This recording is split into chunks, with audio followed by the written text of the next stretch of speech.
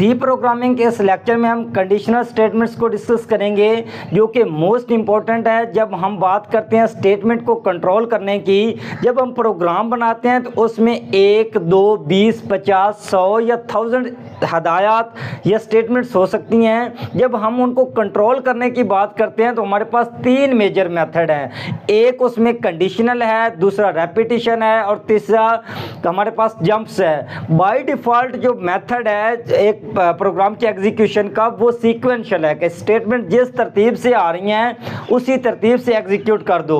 But अगर हम चाहते हैं कि हम उसका जो फ्लो है उसको कंट्रोल करना चाहते हैं तो उसमें एक मेथड हमारा कंडीशनल है। इस लेक्चर में मैं इसको डिटेल लेके आया हूँ। इसकी डेफिनेशन से हम शुरू करते हैं। It controls the flow of execution. ये हमारे प्रोग्राम की जो एग्जीक्यूशन है उसके फ्लो को कंट्रोल करता है in a program based on some conditions.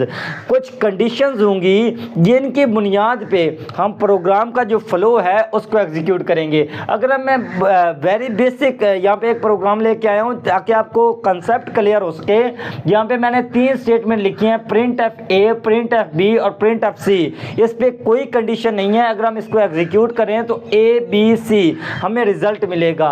अब हम इस प्रोग्राम पे अप्लाई करेंगे इन कंडीशंस को और चेक करेंगे कि इन कंडीशंस को कैसे अप्लाई करते हैं और उनके रिजल्ट्स किस तरह से आते हैं। अगर हम इसके दूसरे नाम की बात करें तो इसको डिसीजन मेकिंग भी कहते हैं। क्यों? क्योंकि इसमें कंडीशंस आ रही है और कंडीशन ही डिसाइड करेगी कि किस स्टेटमेंट को एग्जीक्यूट होना और किस स्टेटमेंट को एग्जीक्यूट नहीं होना। फिर हमारे पास सिलेक्शन भी इसको कहते हैं कि चूज करना है 2 में से एक। या हमारे पास कंडीशन ठीक होगी तो कौन सा पार्ट चलेगा प्रोग्राम का, और अगर गलत होगी स्टेटमेंट तो कंडीशन गलत होगी तो कौन सा दूसरा पार्ट चलेगा। और ब्रांचिंग भी इसको कहा जाता है। ये इनके इस्तेमाल होने वाले वेल नोन नेम्स हैं। आपको इनके बारे में पता होना चाहिए कि ब्रांचिंग, सिलेक्शन और डिसीजन मेकिंग लफ्ज आ जाए तो आपने समझना है कि ये कंडीशनल स्टेटमेंट्स ही हैं जो सी प्रोग्रामिंग में यूज हो रही हैं। अगर हम इसकी टाइप्स की बात करें तो इसमें हमारे पास if else, if, nested if, switch और कंडीशनल ऑपरेटर, ये 6 मेजर इसमें कैटेगरीज हैं जो आपको सी प्रोग्रामिंग के अंदर कहीं ना कहीं नज़र ज़रूर आएंगी, जिसके बुनियाद पे हम स्टेटमेंट के ऊपर कंडीशंस अप्लाई कर सकते हैं। अगर हम इफ़ की बात करें, जब भी हम प्रोग्राम के एग्जीक्यूशन में जाएंगे कोई कंडीशन होगी, लफ्ज़ कीवर्ड आएगा इफ़, उसके अंदर कोई ना कोई ब्रैकेट में कंडीशन होगी। लेट्स से मैं लिखता हूँ 2 is greater than 3। If keyword होगा, ब्रैकेट होगी और इसके अंदर कोई एक कंडीशन लिखी जाएगी। अगर ये कंडीशन ठीक हो गई तो हम एक ब्लॉक बनाएंगे और वो ब्लॉक एग्जीक्यूट हो जाएगा अगर कंडीशन ठीक हुई। और अगर कंडीशन ठीक ना हुई तो उस सूरत में प्रोग्राम का जो बाकी वाला हिस्सा है वो एग्जीक्यूट होगा। अगर हम इसकी बात करें तो यहाँ पे ये कंडीशन गलत हो जाएगी। अगर 2 इज ग्रेटर देन 3 कंडीशन गलत, ए एग्जीक्यूट नहीं होगा, मीन कि ये ब्लॉक एग्जीक्यूट नहीं होगा, बाकी का प्रोग्राम उसी तरह से एग्जीक्यूट हो जाएगा। रिजल्ट आएगा बी सी। जो एक सीक्वेंस में सारे एग्जीक्यूट हो रहे थे, ए बी सी आ रहा था, अब ए का रिजल्ट हमें इस स्टेटमेंट का रिजल्ट नहीं मिलेगा। रीजन क्या है कि कंडीशन फॉल्स हो गई है। अगर मैं इस कंडीशन को ट्रू कर दूं 12 इज ग्रेटर देन 3, अब हमारे पास रिजल्ट आएगा ए बी सी। यहां पे हम सिर्फ इफ को इस्तेमाल कर रहे हैं, हमने एल्स पार्ट को इस्तेमाल नहीं किया। प्रोग्राम का पहले वाला हिस्सा सारा उसी तरह से एग्जीक्यूट होगा, इफ के बाद वाला हिस्सा, इसकी बॉडी के बाद वाला हिस्सा सारा उसी तरह से एग्जीक्यूट होगा। लेकिन ये वाला हिस्सा डिपेंड करेगा कंडीशन पे, अगर ठीक हो गई तो एग्जीक्यूट होगा, अदरवाइज एग्जीक्यूट नहीं होगा। और अगर हम इसमें एल्स की बात करें, बिल्कुल सेम कंसेप्ट है। कंडीशन सेम हो गई और उसके बाद हम जस्ट एल्स को इस्तेमाल करेंगे और एल्स के बाद हम एक बॉडी बना देंगे एल्स की। जिस तरह से हमने जी इफ की बॉडी बनाई थी इसी तरह से हम एल्स की बॉडी बना देंगे। और इसके अंदर एक स्टेटमेंट, 2 स्टेटमेंट, ढेरों स्टेटमेंट्स आप लिख सकते हो। सेम इसी तरह इसके अंदर भी आप स्टेटमेंट्स दे सकते हो। और इसका ब्लॉक जो है वो बनाना इंतहाई ज़रूरी है। अगर आप सिंगल स्टेटमेंट्स को लेके चल रहे हो तो आप ब्लॉक ना बनाओ, कोई इशू नहीं है, कोई एरर नहीं आएगा। लेकिन आप जिस तरह से मैंने प्रिंट एफ ए लिखा, इसी ब्लॉक के अंदर प्रिंट एफ बी लिख दूँ, इसी ब्लॉक के अंदर प्रिंट एफ सी लिख दूँ, मतलब कहने का एक से ज़्यादा स्टेटमेंट अगर मैं इफ़ के साथ अटैच करना चाहता हूँ तो मुझे ये ब्लॉक बनाना इंतहाई ज़रूरी है, अदरवाइज़ एरर आएगा। अगर मैंने एल्स तो यूज़ किया लेकिन इफ़ का ब्लॉक मैंने नहीं बनाया। इफ़ का ब्लॉक कब बनाएंगे? जब एक से ज़्यादा स्टेटमेंट आपको यूज़ करनी होंगी, उस सूरत में आपको इफ़ का ब्लॉक लाजमी बनाना है और एल्स उसके बाद आप इस्तेमाल कर सकते हो। अगर मैं यहाँ पे इसकी बात करूँ तो रिजल्ट क्या आएगा? 12 इज़ ग्रेटर देन 3, कंडीशन ठीक, ए और सी रिजल्ट आएगा। और अगर मैं बात करूँ ये कंडीशन अगर गलत हो गई तो इफ़ वाला हिस्सा नहीं चलेगा। अब कौन सा पार्ट चलेगा? एल्स पार्ट चलेगा और रिजल्ट आएगा बी सी। इस तरह से ये इफ़ और एल्स एक प्रोग्राम के अंदर काम करेंगे। उसके बाद है हमारे पास इफ़ एल्स इफ़। अगर मैं चाहता हूँ कि मल्टीपल कंडीशंस एक ही प्रोग्राम के अंदर अप्लाई करना चाहूँ, देखें इसमें सिर्फ एक कंडीशन में अप्लाई कर रहा था इफ़ और एल्स के अंदर। अगर मल्टीपल कंडीशंस की बात करें तो हम लिख सकते हैं इसमें, यहाँ पे हमारे पास इफ़ पार्ट ख़त्म हो गया और यहाँ पे मैं लिखता हूँ एल्स इफ़ और मैं लिखता हूँ 5 इज़ ग्रेटर देन 2, कोई और दूसरी कंडीशन लगाऊंगा। लेकिन ये दूसरी कंडीशन आ गई।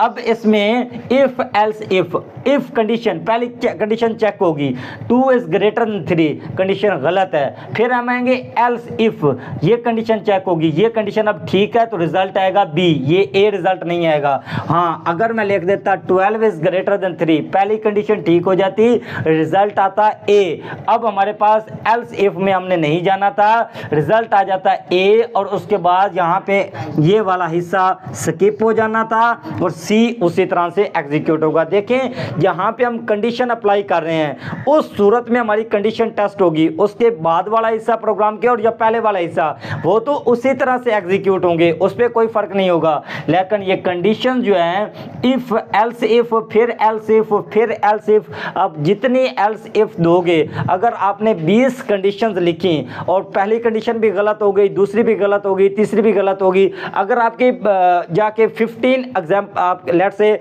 आपकी कंडीशन ठीक हुई तो 15 का आपको आंसर मिल जाएगा, पहली 14 स्किप हो जाएंगी और उसके बाद वाली भी सारी जो 20 हमने कंडीशन लगाई थी 16, 17, 18, 19, 20 वो कंडीशन भी स्किप हो जाएंगी। अगर 15 कंडीशन ठीक हुई तो उसी का हमें रिजल्ट मिल जाएगा, उसके बाद प्रोग्राम की एग्जीक्यूशन एंड पे चली जाएगी। उसके बाद हमारे पास नेस्टेड इफ। अगर हम चाहते हैं कि एक इफ के अंदर मजीद इफ आ जाए या एल्स पार्ट के अंदर मजीद इफ एल्स आ जाए, अगर हम नेस्टेड इफ के एग्जांपल की बात करें तो यहाँ पे मैं लिखता हूँ इफ 2 इज ग्रेटर देन 1, फिर मैं लिखता हूँ इफ 5 इज ग्रेटर देन 2, फिर मैं लिखता हूँ प्रिंट एफ ए और इसको भी मैं बंद कर देता हूँ, इस पहले वाली इफ़ को भी मैं बंद कर देता हूँ और उसके बाद मैं लिखता हूँ यहाँ पे एल्स और इसके अंदर मैं लिखता हूँ प्रिंट एफ बी।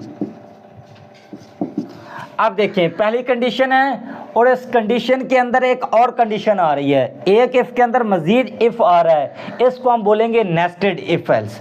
अगर मैं यहाँ पे इसको चेक करूँ 2 इज़ ग्रेटर देन 1 कंडीशन ठीक है, 5 इज़ ग्रेटर देन 2 दूसरी कंडीशन भी ठीक है, तो उस सूरत में ए प्रिंट हो जाएगा और हम एल्स पार्ट की तरफ नहीं, अगर इफ़ ठीक हो गया तो हम एल्स पार्ट की तरफ नहीं जाएंगे। लेकिन अगर इफ़ ही हमारा गलत हो जाए, लेट से मैं यहाँ पे लिख दूँ 2 इज़ ग्रेटर देन 10, यहाँ पे इफ़ गलत हो जाएगा, हम एल्स पार्ट की तरफ जाएंगे और रिजल्ट आएगा बी।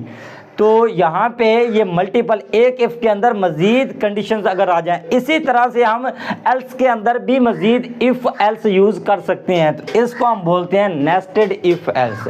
एक कंडीशन के अंदर मल्टीपल कंडीशंस का आ जाना या एक से ज़्यादा कंडीशंस का आ जाना हमारे पास नेस्टेड इफ़ एल्स कहलाता है। और अगर हम बात करें आखिरी दो हमारे पास हैं स्विच और कंडीशनल। जो हमारे पास स्विच है ये हमारे पास एज इट काम करता है इफ़ एल्स इफ, जैसे हमारे पास इफ एल्स इफ काम कर रहा था बिल्कुल उसी का मुतबादिल है हमारे पास यहाँ पे स्विच स्टेटमेंट। और इसके काम करने का जो तरीका है,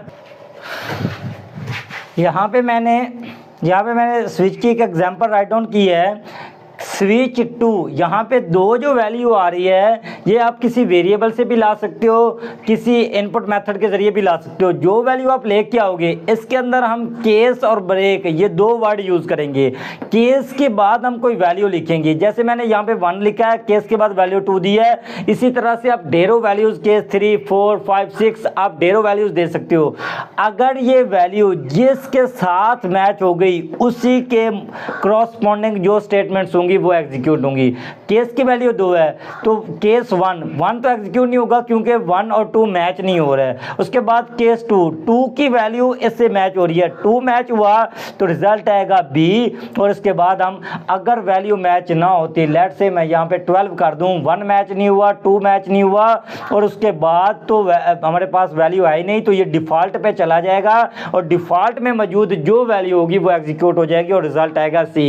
इस तरह से हमारे पास जो स्विच है वो काम करता है और ये मुतबादल है बिल्कुल इफ़ एल्स इफ़ का, क्योंकि इसमें पहली कंडीशन टेस्ट हुई, फिर दूसरी, फिर तीसरी, फिर चौथी, जितनी आप कंडीशन देना चाहो वो सारी की सारी यहाँ पे टेस्ट होंगी। जो कंडीशन ठीक होगी उसी के मुताबिक हमें रिजल्ट मिल जाएगा। और उसके बाद हमारे पास है कंडीशनल ऑपरेटर। ये हमारे पास इफ़ एल्स की तरह काम करता है, जैसे हमारे पास इफ़ और एल्स काम करते थे, हम इस एग्जाम्पल में देख चुके हैं। हम कंडीशन देंगे और अगर वो कंडीशन ठीक हो गई तो इसके क्वेश्चन मार्क के बाद वाला जो पार्ट होगा वो एग्जीक्यूट होगा, कॉलन लगा हुआ, और अगर ये कंडीशन गलत हो गई तो ये फॉल्स स्टेटमेंट यहाँ पे एग्जीक्यूट हो जाएंगी। यहाँ पे मैं सिंटैक्स, फ्लो चार्ट और इसकी एक एग्जांपल इन तमाम की if else, if nested, switch और कंडीशन की ऐड कर रहा हूँ। आप स्लाइड्स में उनको चेक कर सकते हैं। अगर आप मज़ीद चाहते हैं कि इनके नोट्स हमें चाहिए तो आप cstalim.com पे जाकर इनके नोट्स हासिल कर सकते हैं। अगर वीडियो अच्छी लगी